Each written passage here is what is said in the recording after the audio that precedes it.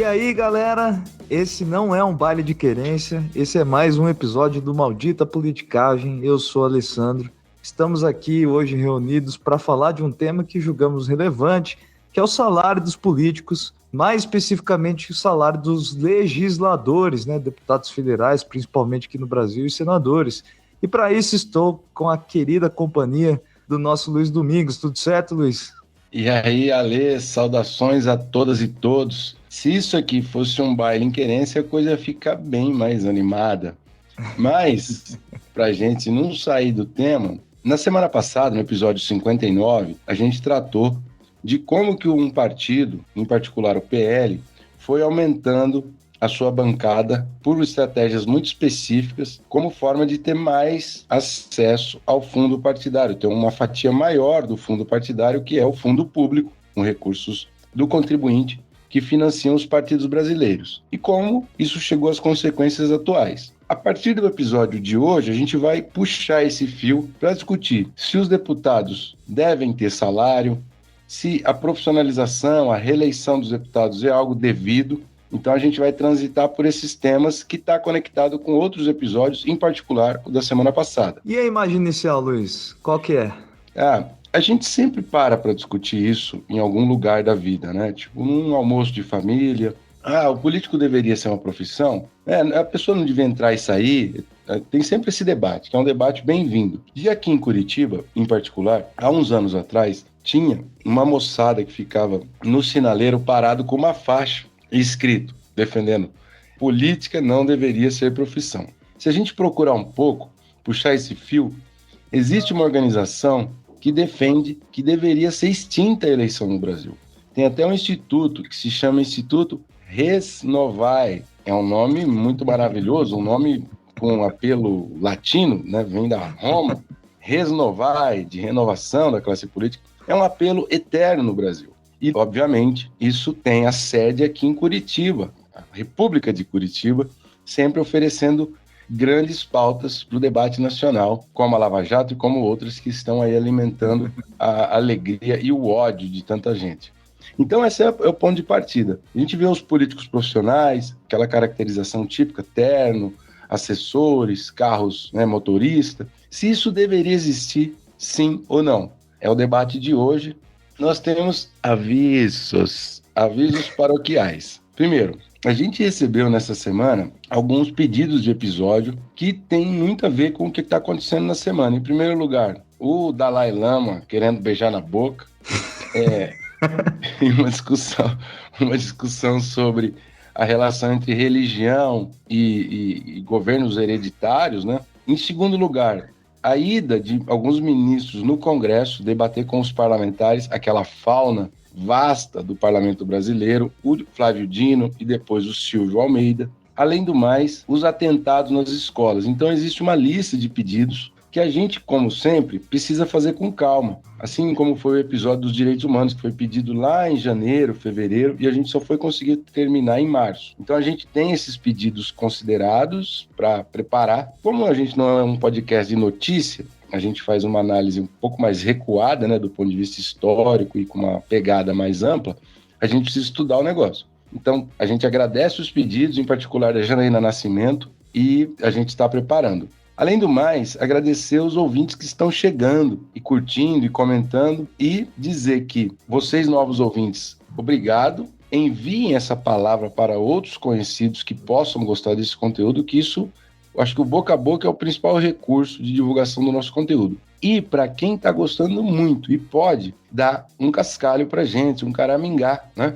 Pingar lá no apoia.se/maldita politicagem, um níquel, uma mixaria, uma miséria e tentar fazer com que esse projeto possa prosperar ao longo do tempo com mais qualidade de áudio, com mais episódios e assim por diante. Então, Luiz, o nosso episódio vai seguir a seguinte sequência. No primeiro bloco, a gente vai tratar sobre as teorias que falam sobre os salários, a remuneração dos políticos. No segundo bloco, a gente entra nas discussões. Vamos ver como o Brasil se desenvolveu nesse problema, né, nessa questão. Vamos ver também um quebra-pau acadêmico, né, alguma controvérsia do mundo acadêmico. E no terceiro bloco, diz a lenda que a gente hoje sim vamos para a querência, né? Que a gente vai também... Hoje sim, hoje não. que a gente vai também escutar um ex-presidente da República quanto a nossa discussão, né? Esse ex-presidente também ficou um tanto quanto incomodado com a nossa discussão do episódio anterior, então continue com a gente, pessoal.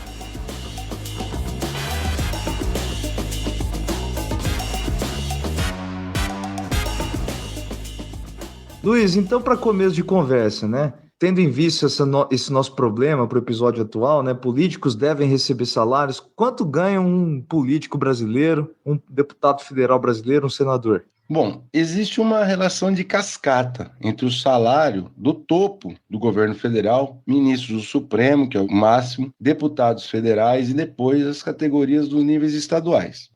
Atualmente, os deputados federais estão ganhando um troco de R$ 33,7 mil e já tem aprovado para esse ano um ajuste para R$ 39,2 mil.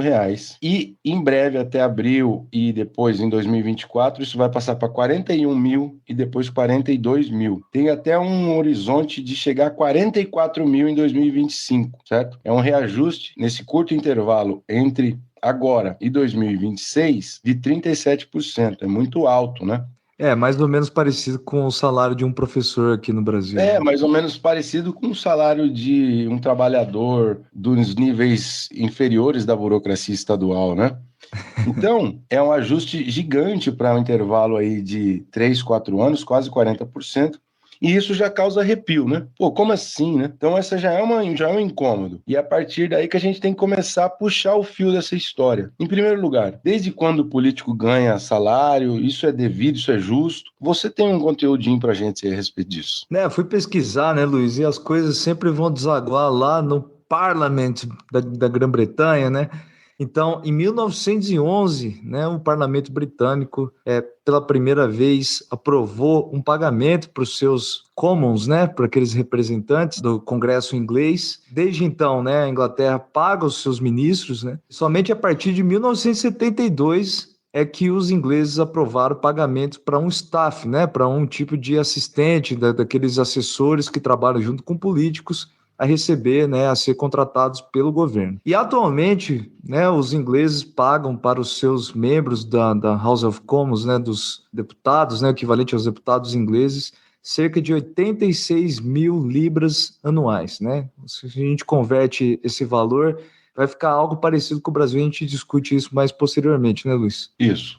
O caso inglês, ele acaba sendo parâmetro porque ele foi um caso muito rápido disso que é um fator-chave na história das democracias, que é a extensão do sufrágio. A partir da mobilização dos sindicatos, o voto que era restrito a uma determinada renda se tornou isso que a gente chama universal, entre aspas, porque as mulheres não ganharam voto nesse primeiro momento. Mas o voto ficou extensivo aos trabalhadores, enfim, à massa da população inglesa. A partir do momento em que o voto passa a ser de toda a população, as eleições ficam muito mais complexas, muito mais competitivas. Antes você fazia uma eleição como se fosse uma eleição para eleger o Papa, né? Tinha uma fumaça, você elegia os deputados. A partir do momento em que você tem uma massa de votantes, os partidos precisam organizar campanhas muito mais bem estruturadas, e isso exige dedicação mais forte dos candidatos. Esse é o pulo para entender como que os políticos precisam dar dedicação integral. Só que, como parte dos candidatos eram representantes dos trabalhadores, os candidatos eram trabalhadores. À medida em que eles foram se elegendo, eles não tinham condições de sustentar um mandato, que precisa viajar, precisa de dedicação exclusiva. É a partir daí que surge a remuneração do parlamentar na Inglaterra, em 1911, como você disse. Então, existe uma relação lógica entre expansão do direito de voto, portanto, aumento da democracia, complexificação das campanhas e do jogo político e criação dos proventos, dos salários para os deputados. Então, é a lógica que hoje parece estranha se a gente não pensar bem, mas na história, o salário é para poder permitir aqueles menos aquinhorados, gosta dessa palavra? Os com menos grana, de competir e exercer o mandato, porque até então o mandato era exercido pelos notáveis, pela burguesia. Então, A criação do salário é para dar um pouco de condição para os trabalhadores competir historicamente na Inglaterra.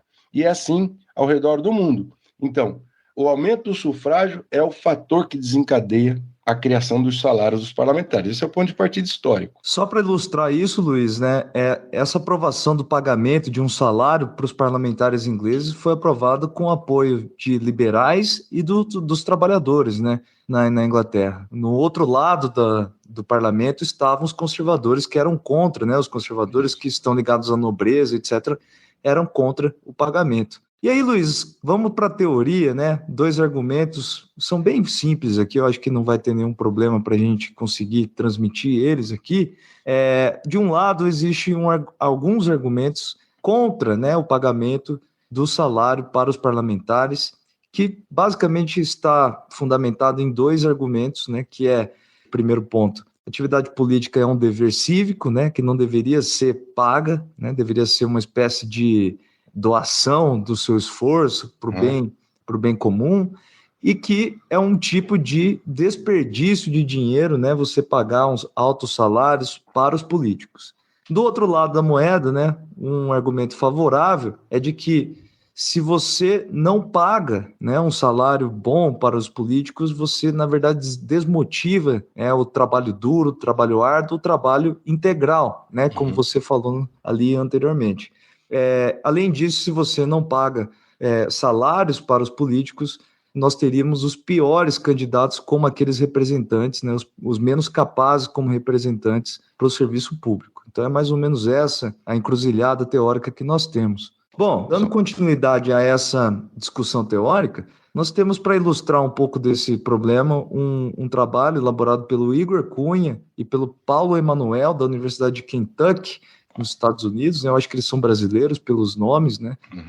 Mas eles fizeram um teste empírico mesmo com vereadores, deputados estaduais no Brasil e chegaram à conclusão que, na verdade, salários mais altos estão relacionados, né, com o melhor desempenho da burocracia pública, o melhor desempenho das políticas públicas e com o melhor controle das contas públicas também. Então, eles chegaram a uma conclusão de que, no ponto de vista das políticas públicas, existe um resultado favorável quando os salários são maiores. Esse estudo, aliás, foi baseado no caso brasileiro, né?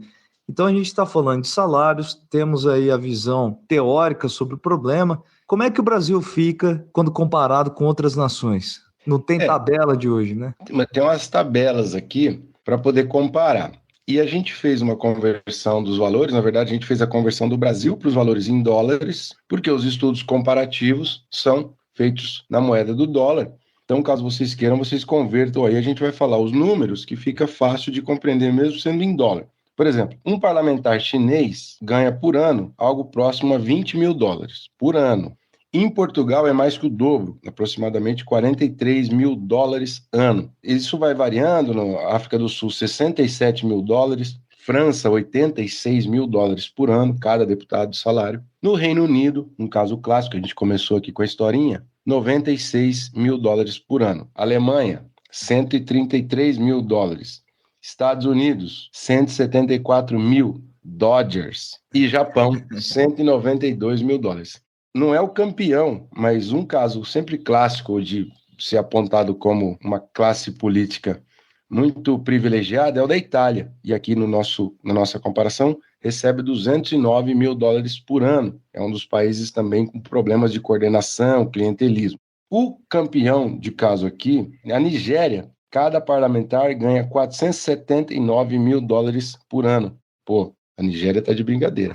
O Brasil está no patamar de 97 mil dólares por ano, próximo ali ao Reino Unido, com 96 mil dólares. O que tem para dizer sobre Singapura, Alessandro? Aliás, né, a gente falou, eu falei da parte teórica, né? Outra coisa que aparece, né, na parte teórica que acabei não mencionando é que altos salários, né, isso vem da teoria da burocracia, acaba diminuindo as chances de corrupção. Então, se a gente olha para o caso da Itália, é engraçado, né? A Itália é o terceiro país, talvez, do mundo, né, com 209 mil dólares anuais pagos, mas a Itália não é tão bom assim, não vai tão bem assim no ranking de corrupção, né? Segundo um relatório de 2019, a Itália ficou em 42º no ranking de corrupção, não é um país muito bem visto nesse quesito. A Singapura apareceu com um valor assustador de 664 mil dólares anuais. Mas aqui existe um porquê, um motivo para isso, né? O país, Singapura, então, eles pagam seus legisladores um salário fixo, que eu não sei qual é o valor, mas é um salário alto também. Mas além disso, eles dão um bônus de performance econômica do país. Então é que nem empresa, né? Aquele negócio assim, a empresa ganhou, né? Vendeu muito naquele mês, aumenta o salário. Então, para o ano de 2021, que é o dado que a gente está vendo aqui, Singapura acabou ficando em primeiro porque Singapura teve um crescimento econômico maior do que na média mundial e esse salário foi lá para cima. Então esse é um mecanismo que eu acho que só em Singapura está presente aqui nos casos analisados. Mas para a gente deixar o recado final, vamos fazer essa comparação de Reino Unido com o Brasil, que é muito próximo. O Reino Unido, aproximadamente 86 mil euros ano, se converter para dólar dá 96 mil dólares, e que se a gente trocar para o real, dá mais ou menos no valor do euro hoje, dá 39 mil reais por mês para o deputado da Câmara dos Comuns, o deputado inglês. No Brasil, é exatamente esse salário, 39 mil reais. É algo muito semelhante. A gente vai discutir outras questões e se é justo que esses dois países tenham salários parecidos, mas essa bateria de dados do Tem Tabela de hoje, que é o Tem Tabela mais numérico que a gente já teve, é para mostrar que existe uma grande variedade e que o Brasil não é o parlamento ou deputado mais caro, nem o mais barato, né? Nós estamos numa posição intermediária.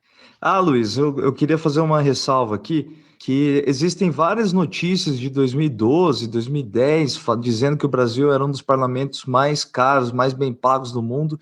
Essa variação se dá por causa do dólar, né? Uhum. Então hoje, né, como o dólar vale muitos reais, né, o Brasil acabou despencando nesse ranking, mas em determinado momento o Brasil estava com pagamento elevado. Então, para concluir o bloco, o câmbio está ajudando os deputados brasileiros, está deixando eles numa fita melhor, né?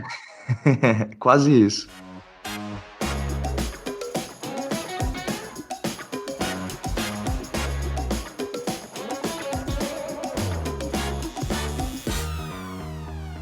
A gente estava observando no primeiro bloco o salário nominal, quanto o parlamentar ganha. Obviamente, essa não é toda a despesa que está envolvida no mandato de um deputado, porque além disso tem a verba de gabinete, que é para remunerar os funcionários, assessores, tem verba de deslocamento, isso também é comum no mundo inteiro, e tem no Brasil os apartamentos funcionais, que também existem em alguns países. Hoje, se a gente juntar todo esse dinheiro, cada mandato custa, aproximando, os valores ainda estão defasados, porque ainda não tem um estudo mais recente, mas está em algo em perto de 190, vamos arredondar para 200 mil por mês cada mandato. E aí existe uma discussão sobre isso. O valor é bem maior do que os 40 mil que eles ganham nominalmente. Mas essa mordomia, Alessandro, não foi sempre assim, né? Tem uma história da remuneração e da situação do mandato dos deputados no Brasil ao longo da história. Numa matéria do Globo, Luiz, uma matéria bem bacana, com dois ex-deputados lá da década de 50, o Afonso Arinos Filho disse que não havia até 1960 nenhum gabinete, nem assessores para os deputados, eram eles mesmos, né? Eles iam para lá, eles voltavam para casa, estudavam e verificavam em quem eles iam votar. Algo parecido que acontece na Suécia, aliás, até hoje, né? Então, esses gabinetes enormes não existiam naquela época. Quem tinha algum assessor, alguma secretária, algum secretário pago pelo partido, né, pelo governo, era apenas as lideranças partidárias ou liderança da maioria, da minoria, né, das comissões da Câmara dos Deputados.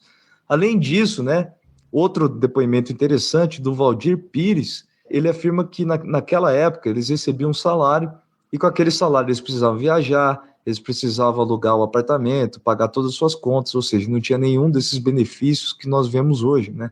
Então, o salário da época ficava um tanto quanto apertado, segundo esse Valdir Pires, que era deputado pela Bahia. Na correção, né, da FGV, em 1958, o salário da Câmara dos Deputados era de cerca de 16 mil, né? Esse valor corrigido para os dias atuais, 16 mil reais. Né, se a gente compara com hoje, né, que você falou no começo do programa, que vamos para 39 mil reais, é mais do que o dobro, né, o valor, sem contar que esse salário atualmente, ele é quase que uma mesada, digamos assim, né, já que esse parlamentar tem uma série de benefícios, né? Não gasta com passagem de avião, não gasta com aluguel, etc., né? Recentemente teve um barraco de briga entre deputados em Brasília por conta de apartamento funcional, que são 5 prédios, os 5 blocos, que hospedam os deputados, são 503 deputados, então tem que ter uma penca de apartamento, e aí um apartamento é maior do que o outro, um tem mais banheiro do que o outro, eles estavam discutindo por isso. Segundo consta, esses apartamentos estão na faixa de 200 a 300 metros quadrados e são distribuídos para todos os deputados. Além disso, tem uma verba de moradia que está na faixa de 5, 6 mil reais, não tenho certeza. Mas esse é o valor importante. Hoje em dia, do ponto de vista orçamentário, um mandato de um deputado é muito bem servido, com aproximadamente 200 mil reais por mês, o que não é dinheiro que vai para o bolso do parlamentar, deixa claro, né? 40 mil, 39 mil é de salário e o restante verbas de mandato. Isso parece exorbitante, mas é importante entender que o Brasil, o deputado tem que se deslocar para o seu estado, você tem, em alguns casos, 25 funcionários por mandato, esses salários não são salários baixos, salários que oscilam aí na casa dos 8, 10, 15, 20 mil reais, porque tem técnicos altamente competentes, mas também tem outros problemas relacionados a essa verba. Mas, do ponto de vista da comparação histórica, o Brasil não é historicamente um lugar de deputados elite, deputados super bem pagos. Como você pegou o relato do Afonso Arinos e do Valdir Pires, eles passavam situações um pouco mais apertadas, né? Então, esse é o ponto. A gente vai voltar a essa discussão, mas agora aqui é a questão.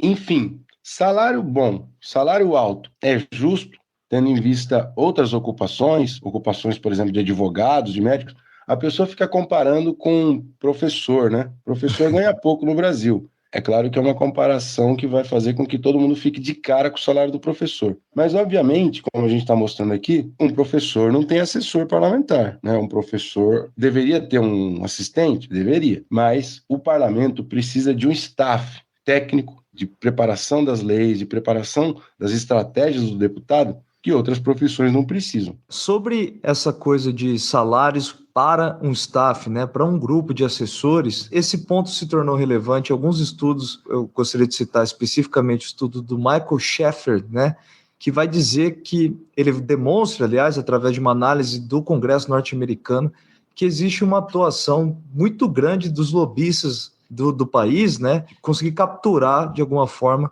o pessoal do staff dos deputados, né? Não diretamente o staff, um tipo de porta giratória nova, onde aquela pessoa do staff trabalha em favor de determinadas pautas e depois é contratado pela empresa, né? Um tema que estava presente ali naquela nossa discussão sobre o livro do Banco Central, né? Os mandarins da economia, né? Isso, perfeito. Outro tema que eu achei interessante recente sobre salários e Congresso é um estudo bastante atual chamado O Congresso Oprimido, o livro, né, a tradução do livro do inglês para o português, estudo realizado, coordenado pelo Kevin Kozar, né, que foi demonstrar, através de várias análises de capacidade do parlamentar, de capacidade de elaboração de políticas públicas, que o Congresso norte-americano, nos dias atuais, não consegue pagar salários compatíveis com a realidade da economia do país. Isso faz com que caia a qualidade do staff, caia a qualidade dos legisladores. Então, eles falam esse nome, né, o Congresso oprimido, é uma constatação de um problema que os Estados Unidos passa hoje, mesmo com salários muito altos, né? Os Estados Unidos, a gente falou ali, tem em média, né, paga em média para os legisladores 174 mil dólares anuais, que é um salário que deixa os Estados Unidos lá em cima na tabela. A gente está discutindo tudo isso para dizer o seguinte: o mandato parlamentar ele tem uma dinâmica que vai, ao longo do tempo, se complexificando. Né? Por quê? Porque a sociedade vai ficando mais organizada, tem mais demandas, os parlamentares precisam reagir a uma cobrança intensa. Para isso, ele precisa ser imune ao suborno, à corrupção, e ele precisa ter um staff, um conjunto de técnicos qualificados para responder rapidamente a essas demandas. Essa é a dinâmica do parlamento. Portanto, nós estamos falando de profissionalização. Aquela lógica do primeiro episódio, nos termos atuais, segundo a literatura recente, por exemplo, um especialista no tema, o Pavel Squire, ele disse que... Como é que é?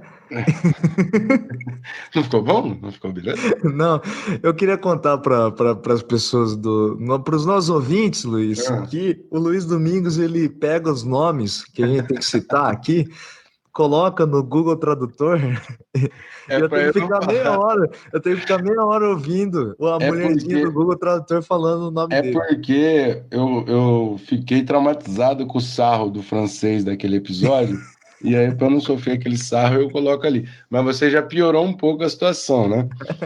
Então, como diz o. Vamos lá, Peveril Peveril Squire. Squire, que é um especialista em profissionalização parlamentar ao redor do mundo, tem até o índice Squire.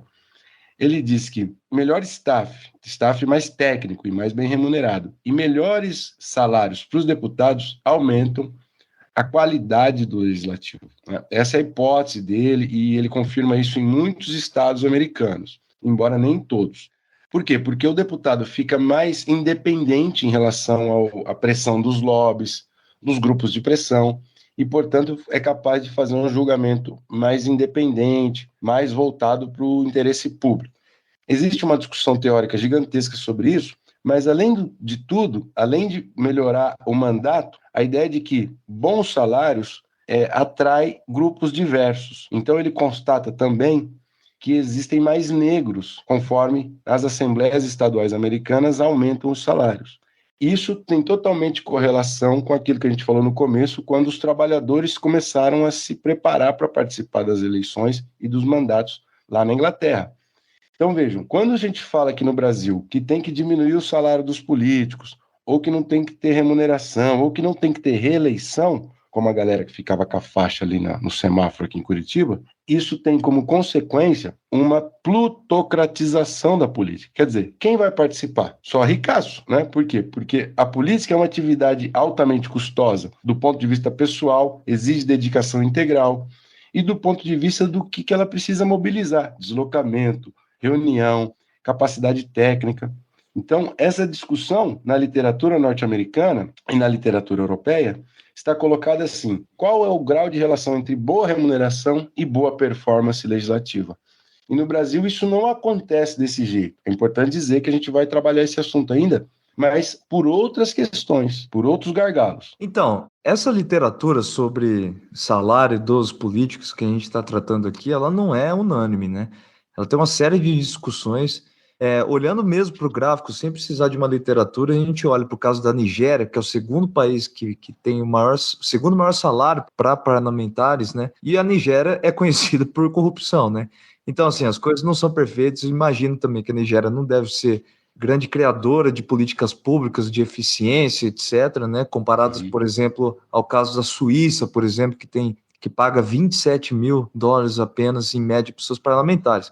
Então, é um tanto quanto contraditória mesmo, e o quebra-pau acadêmico de hoje vai mais ou menos nessa direção. Um estudo que é clássico nesse tema, do Matias Messner e do Matias Polborn também, né? Dois Matias aqui, Luiz. Eles fizeram, né, uma análise científica mesmo, uma análise empírica ali em 2004 e chegaram à conclusão que altos salários atraem pessoas que não são aquelas interessadas e qualificadas para o trabalho público, né? Mas vejam só, né, em 2004 era essa discussão e em 2021 outro trabalho também, né, tão científico quanto esse, demonstra que os Estados Unidos precisam aumentar, na verdade, os salários, né, senão os burocratas, o político pode ser capturado pelos interesses do mundo privado. Então, essa coisa se altera, ela não é exata, né? A gente precisa, no Brasil, na verdade, qualificar essa discussão, né? Ela fica muito em termos morais, né? Essa coisa, devia, não devia receber.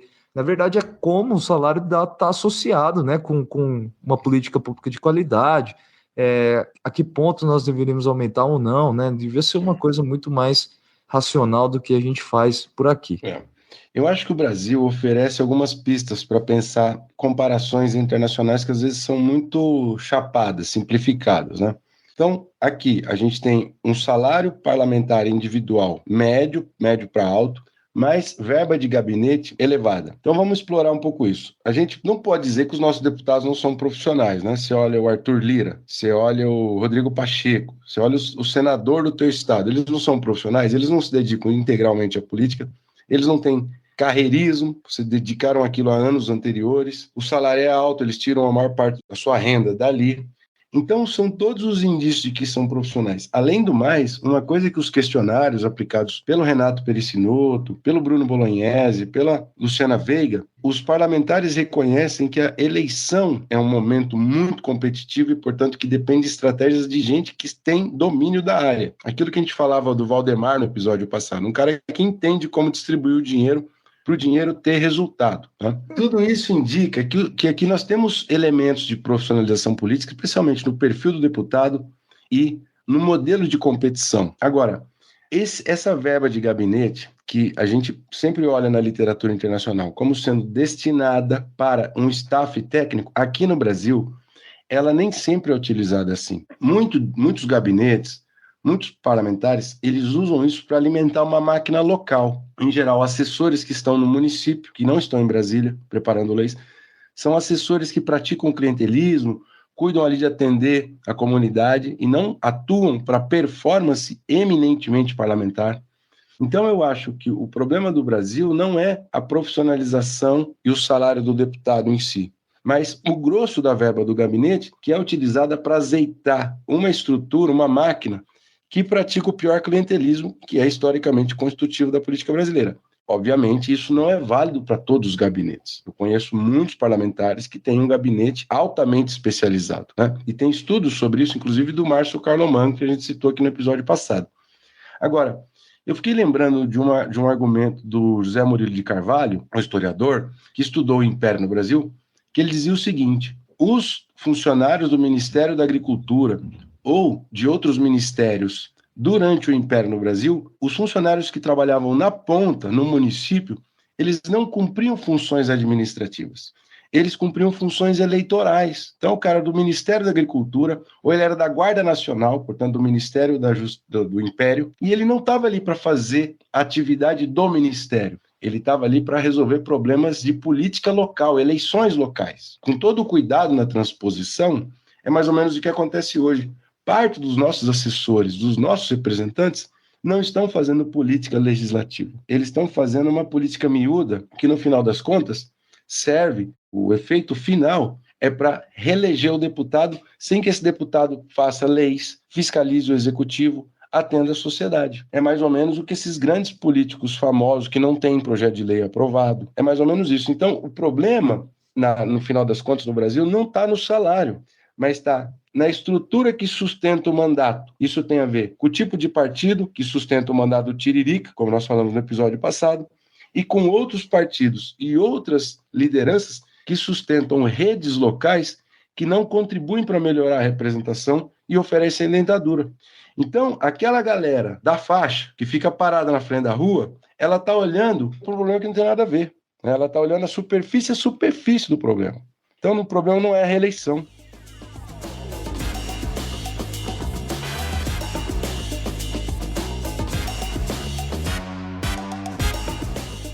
E aí, Luiz? Seguinte, aconteceu em querência mesmo? Rapaz, eu tava ficando desacorçoado, que eu não achava mais uma história na memória. O Maldita Politicagem vai ter que pagar uma férias para você passar lá em querência, para você renovar o seu Pra eu estoque. poder descobrir novas ou recuperar antigas, né? Mas agora eu achei. A gente ia pro interior lá de férias ou no feriado, e tinha um querenciano nato, ele era dono da bicicletaria. A bicicletaria era o lugar que vendia botijão de gás, consertava a máquina de costura e era a bicicletaria.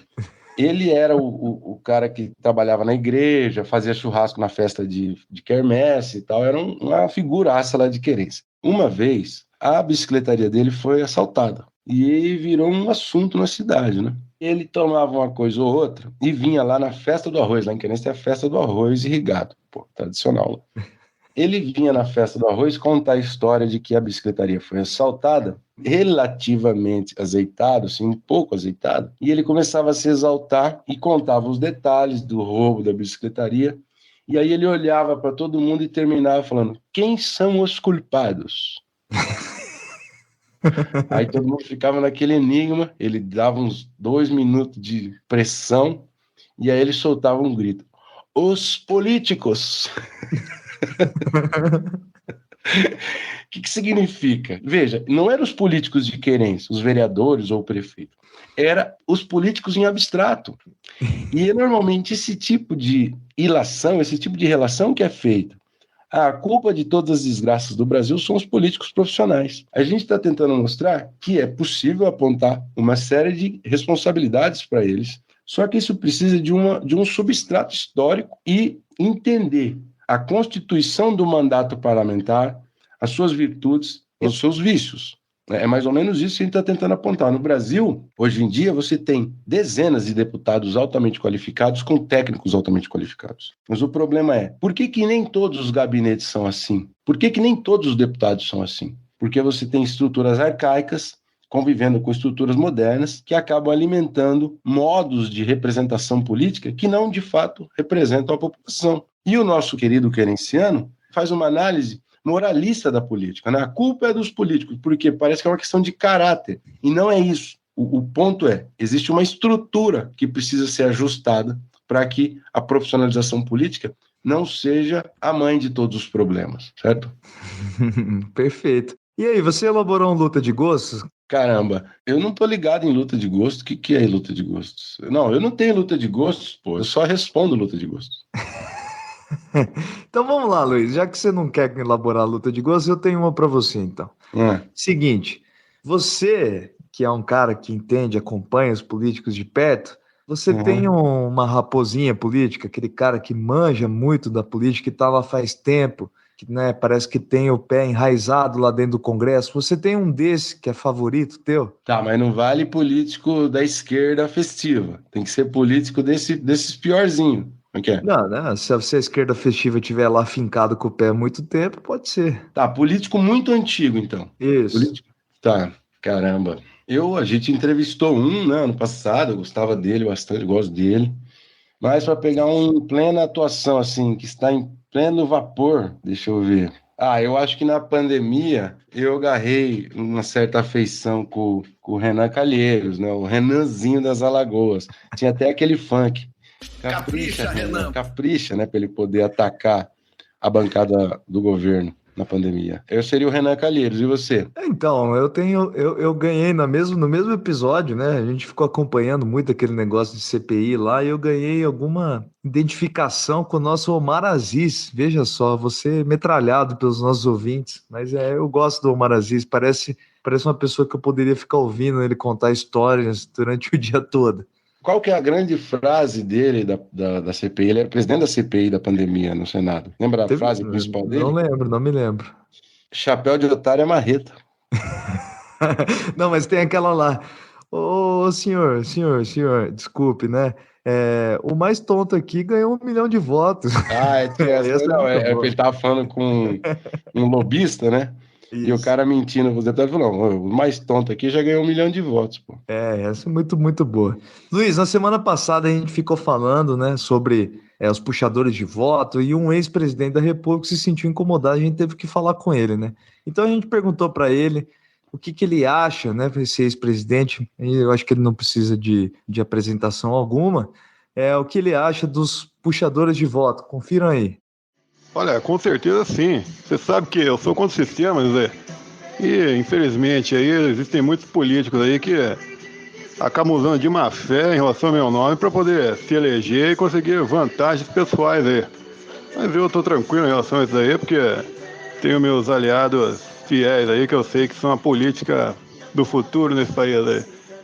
Meu amigo Nicolas Petin aí, minha amiga Carla Zambelli, pistoleira aí. Meu amigo astronauta Marcos Pontes aí, que me ajudou aí muito, me deu vários travesseiros aí. Então, em relação a isso, eu tô tranquilo e não tem problema nenhum isso aí. Gostaria de enganchar uma pergunta aqui para essa mesma liderança a respeito do salário que ele está recebendo, que ele vai receber do PL, e da ex-primeira-dama, da sua esposa. O que você acha desse salário? E esse 39 mil aí do PL eu vou usar para comer gente, tá ok? Tá aí a resposta que vocês queriam? Acabou a entrevista aí. Essa é uma brincadeira com o nosso amigo Lucas Salgado, né? Que tem uma habilidade boa para fazer as suas imitações. A imitação dele, ele tem, não é só a questão da entonação e da voz, né? O texto dele parece que ele viveu com o Bolsonaro. Luiz, tem avisos paroquiais pra gente acabar com esse papo mole nosso aqui? Finalizando, eu recebi uma crítica fulminante de um ouvinte que, semana passada eu contei a história de que teve um dirigente do PL que financiou um costelão para a rapaziada, né? E um ouvinte do Maldita Politicagem mandou falando que ele conseguiu a boia lá no Hotel Bourbon. O Nicolas, portanto, além do Lucas, custearam o alambrado do cara que pagou o jantar no hotel de Granfina aqui em Curitiba. Então eu queria fazer aqui uma correção no episódio passado, que não foi só o Lucas, foram o Lucas e o Nicolas que puderam degustar um negócio lá que falou que tinha alcapaz, não sei o quê, um negócio bacana lá. Além disso, lembrar, muitas pessoas chegaram no Maldita Politicagem. Esse é um conteúdo de sociologia e ciência política, de divulgação científica dessas áreas, para estudantes de todos os níveis. Se você dá aula, se você é aluno, comenta na sala de aula, caso isso possa surtir utilidade aí entre os seus contatos. Agradecer esses novos ouvintes, a gente espera que vocês possam enviar comentários, críticas e sugestões, e que, para quem gosta, deveras, entra na nossa campanha de financiamento coletivo, porque o projeto é independente. Lá no apoia.se/Maldita Politicagem, você pode fazer uma doação. E que, além de tudo, no Spotify tem aquele negócio das 5 estrelinhas. Pô, a gente tá com uma audiência muito acima daquelas 5 estrelinhas. Coloca lá 5 estrelinhas, faz favor pra gente. Se for para colocar 4, nem passa perto, tá bom? Seria isso. Tem também a janelinha da interação. Vocês podem colocar lá comentários ali, dizendo o que vocês acharam dos nossos episódios. Eu também gostaria de agradecer, né? Reforçar os agradecimentos do Luiz. É isso, galera. Até.